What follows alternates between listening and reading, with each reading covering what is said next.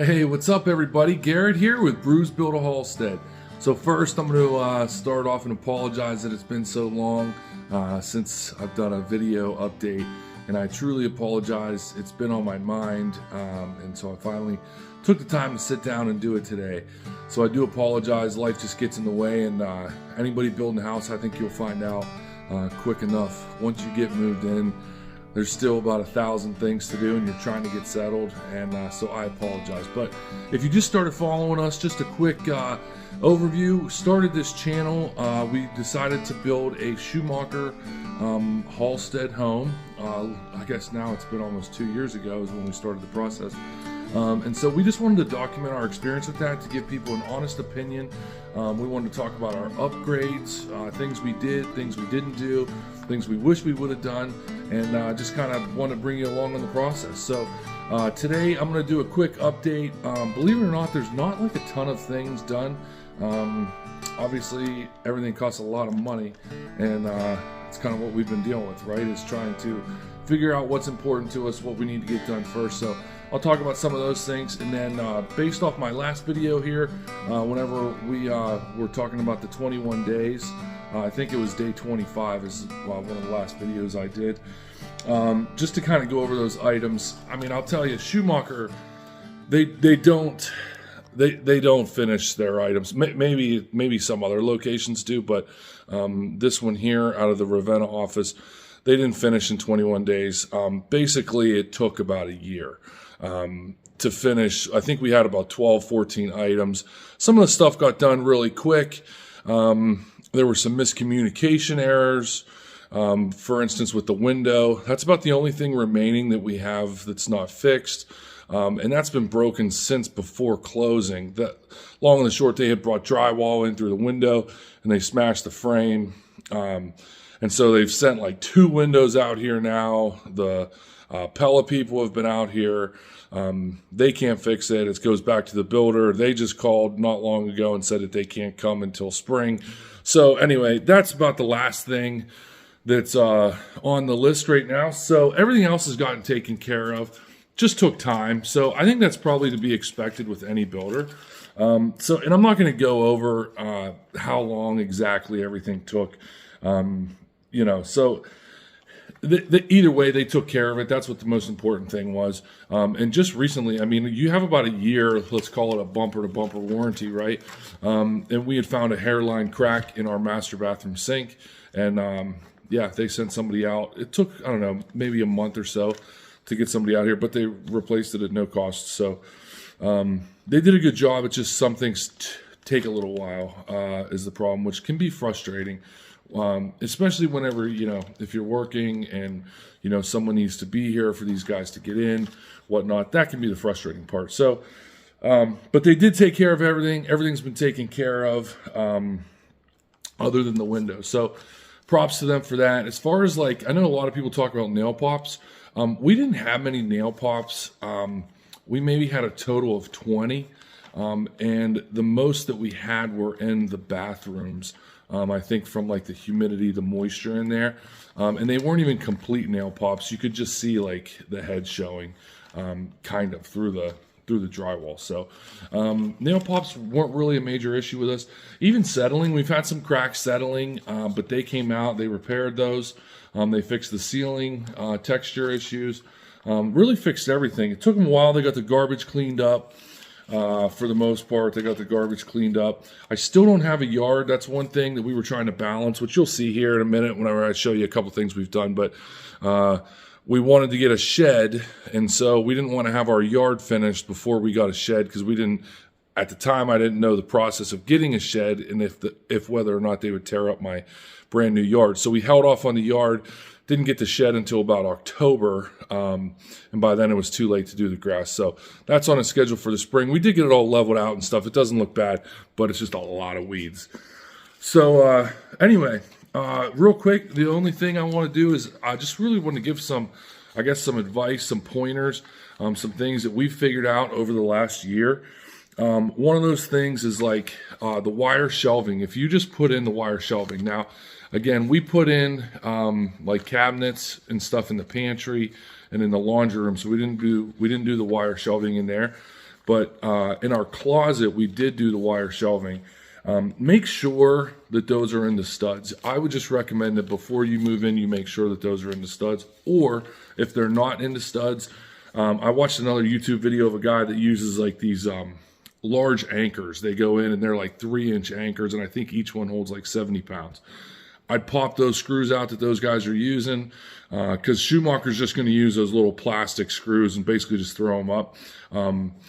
I'd go in and just replace those. It takes literally about 2 minutes per one, and if that, and really sturdy that thing up. I only say that because our entire closet, 2 sections fell down from the weight, and it just ripped right out of the drywall. So I didn't call Schumacher to fix that. I wanted to fix it myself and really sturdy it up. So that's just a little piece of advice. I would do that before you moved in. Another thing is, if you do the 2-story great room, now I talked about some of the upgrades we did. We did do outlets on the catwalk at the top, like for Christmas lights. But where we forgot was on this first section of stairs. So I'll flip you around here and show you what I'm talking about. So this section right here, this is where we forgot. And I would just recommend, if you're doing this, put an outlet right over there somewhere. It'll make it a whole lot easier come Christmas time, when you can, plug in Christmas lights. We unfortunately weren't able to. We had to just get like the battery packs. So that's something we totally forgot. And yeah, I would add them in there for whatever it was. Not very expensive. I would definitely put them in. So anyway, back to it here. The paint. The paint is something else.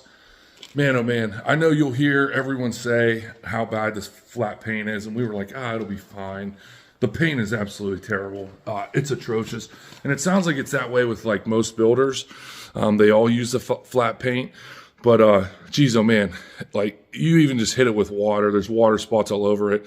There's handprints all over it. So I don't know. Again, my advice is, I know you get excited to move in. I kind of wish I would have just taken the time and the money either to hire a contractor before you move stuff in to just paint the whole place, which I know sounds terrible when you're moving into a brand new house. But it probably costs you, I don't know, $3-4 grand. Maybe if you know somebody, $2 grand. I don't know. I would just hire somebody to do it, or at least paint the bathrooms, paint the places that there's going to be wet or handprints, because the bathrooms, like even when you just dry your hands, there's just water spots everywhere. So that's just a little advice. We didn't do it. It wasn't in the budget. Light switches, I would recommend, like when the electrician comes, even if they don't know, I would have someone get you an answer on the way the doors open and where the light switches are. The only reason I say that is, for instance, in our master bathroom, when you open the door, it opens to the right. You would think the light switch would be on the left, but it's behind the door on the right. So it makes zero sense. You kind of got to walk in, close the door, go to the light switch in order for it to turn it on. So I would just check those. That's the only one that is not correct in our place, but just double check it. And I don't know if it was overlooked or what happened there, but I'd double check them all, find out the way your doors are opening, and make sure all the light switches are where you want. This is one. Now, I'm tall. I'm 6'4", so this isn't a problem for me. But for my wife, she said the shower nozzle heights, and they're very high. And I don't know if it was just our plumber or not, but they're up there. So she can't even reach them. And I know that they make the shower nozzles that, come downwards, and they're like, lower, but they're kind of expensive, and you'd have to get them for all the bathrooms. But the upstairs one is very high. I mean, I'm talking, it's probably, I don't know, 6'8" up there. I mean, it's pretty high. So something you could look at, talk to your plumber about if you want them lower. But that's just something little. If you do the upgrades on the kitchen, this is something important, and I'll show you what I'm talking about here. Unfortunately, like whenever you do the upgrades, like where the drawers will pull out, make sure that it's going to work. We didn't know this or think of this, but make sure that it's going to work, and I'll show you what I'm saying. So let me flip you around. All right, so as an example, you see we have this door here in the kitchen. So, for instance, this cabinet here, when you open this door, this hits, see how it hits the door? And so you can't get this drawer out the whole way. You can't get this drawer out, and you can see how it hits the cabinet. So there's like 2 of those. I think we have 1 or 2. Maybe that one down there. That one's just a cupboard. But anyway, look into it, think about. Make sure that they're all open and you can actually get what you pay for, as far as, you know, opening those drawers the whole way out. This is something else. We didn't get to do a walkthrough on the Schumacher or on the Halsted home. They just didn't have any available. I don't know if they do now. But in my opinion, if you do the 2-story great room, it kind of reconfigures, I believe. It's been a while now thinking about it, but I think it reconfigures that upstairs bathroom. And the bathroom is really tight. I mean, I'm a big guy, but that bathroom up there is pretty small. It's pretty tight. I'll even take you up here and let you take a look. But my recommendation is, while you're doing it, I would add a foot to that bathroom. That would really help in there if they're able to do it. And then the last bit of advice I have is, if you do the 2-story great room, we were up in the air about doing this. I didn't really want to, because I kind of like the look of the cathedral ceilings, but I would highly recommend doing the fan in the great room. I didn't want to, but I am so glad that we did. We have used that fan now probably over 500 times, and I mean that literally, almost every night. The heat rises. The fan's really nice to help push the heat down. In the summertime, it helps just get some air flowing in here, getting it moving. I would highly recommend the fan. So that's all I got as far as advice. Overall, we were very happy with Schumacher in our home. We would absolutely, I don't think there's really much that we would change in the house. A few little things, what I just mentioned, but love the house. I'll tell you too, just looking at it made me think of it right now. Their included carpet, it's really not that bad. Ours is holding up. You know, in the high traffic zones, you can see like there's a little wear, but for the most part, our carpet's pretty good, especially if you have kids that are going to beat it up anyway.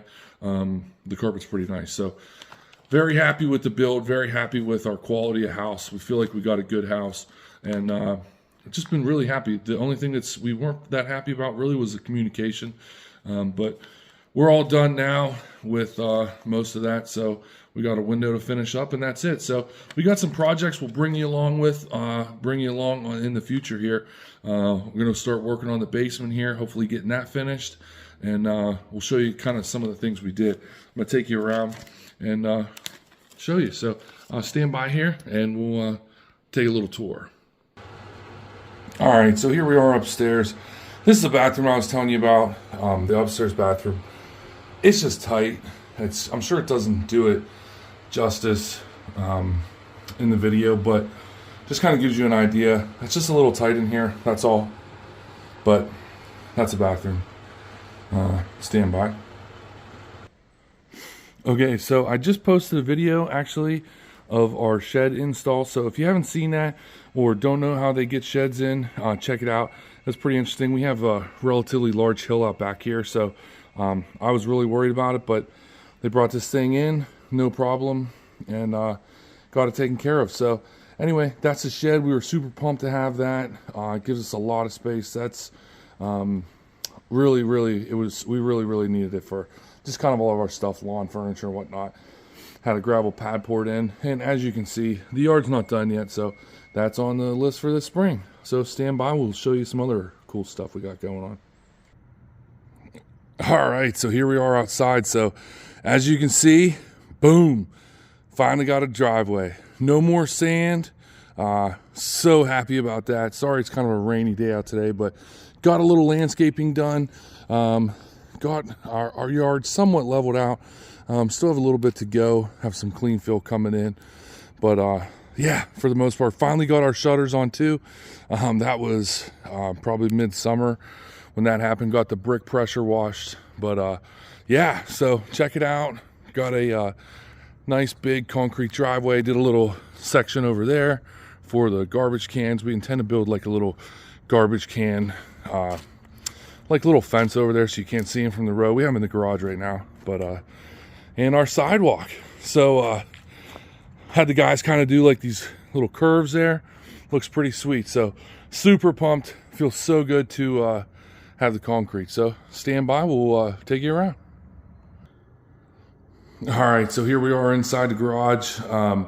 This kind of just like my little spot out here, right? So got the garage all done. Got some cabinets from Costco, and got it all set up out here. So garage space is pretty sweet, and yep, we can fit a car and truck in the garage. So yeah, it turned out awesome, exactly what we wanted. So stand by here. All right, here we are downstairs, and finally got a patio. So excited about this too. Same concrete guys did an awesome job. We did a stand patio out here with some bricks, and just gonna be a really, really awesome spot. So had them take care of this, and we are all wired up, ready for a hot tub when we get one. Plan to do like a little hot tub out here, seating area with a little fire pit, and just gonna be an awesome spot. So there's the shed, and awesome patio. So that was a big surprise. So super excited. Matches the house, did a great job. They got the brick cleaned up, and yeah, everything looks good. So I think I got one more thing to show you. Let's go. All right, so one of the last surprises I got for you was something that we were super excited about, and something I talked a lot about in the video. So totally pumped about it, totally worth our while. But check this out.